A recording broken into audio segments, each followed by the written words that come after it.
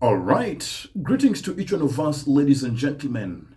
This is Teacher Fred speaking to us, and in today's video, I've prepared some points that I'd like to share with us, and I believe by the end of this video, you will have gotten the value that I've planned for us to have gotten. All right.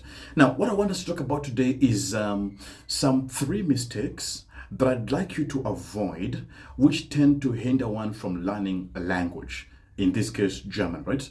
There are these common mistakes, three common mistakes that most people normally tend to do in their process as they are learning the language. So I want to mention them to us that we need to avoid, and how eventually when you avoid them, you will be in your way to mastering the language in no time. So let's go ahead. Now, the number one mistakes, I'm going to be referring to my notes I've prepared. So the number one mistake I've seen is avoiding practice and exercises.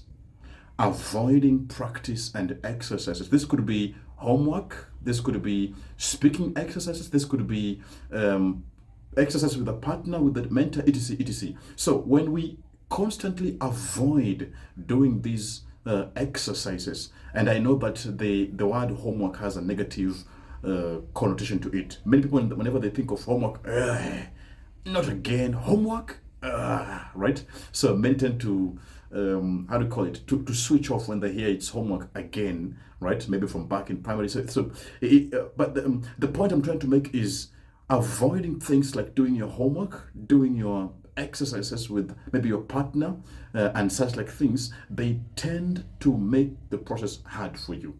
Instead, a research was done and it found out that those who tend to manually write down on the exercises books compared to someone who is only typing, all right? Research has it that those who write down manually have a higher chance of remembering than when somebody simply types on the phone or on the laptop or such like things, right? So that's why I always recommend exercises like your homework, exercises like your, speaking with a partner, and such like things. These ones tend to improve on your success bit by bit. All right. So that's the number one mistake I'd like you to avoid. Number two is right. This is a nice one. Absenteeism. Is it absent or okay? Absenteeism and inconsistency. Absenteeism and inconsistency, especially if you're in a group, learning as a group or such like things. So when you are not constantly in class, constantly, maybe you are in today, tomorrow you are out, you attend, tomorrow you miss. You see, this inconsistency tend to multiply. You can imagine if I do this for the next 2-3 months, right? I come this week, I miss the other one. I come today, I miss the other one. Imagine if you do this for the next 2-3 months, the way it compounds, so that eventually you find by the time you're done with the course or a level, you've actually missed a very big portion. And this also is a mistake that tends to affect you negatively. All right. So the absenteeism bit and inconsistency. The third and the last one that I have for us today is also avoiding to speak. This is not only applicable to German. Could be you're learning French, could be you're learning Chinese, etc.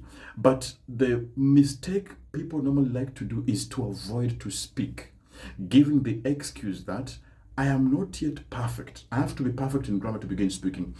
Not knowing that when you're learning a language, you need to begin speaking as soon as the first day that you step in the class. It could be as simple as pronouncing words. It could be as simple as saying out letters. It could be as simple as even reading out a text. As long as you've gotten the rules of pronunciation, you should begin to speak as soon as you possibly can.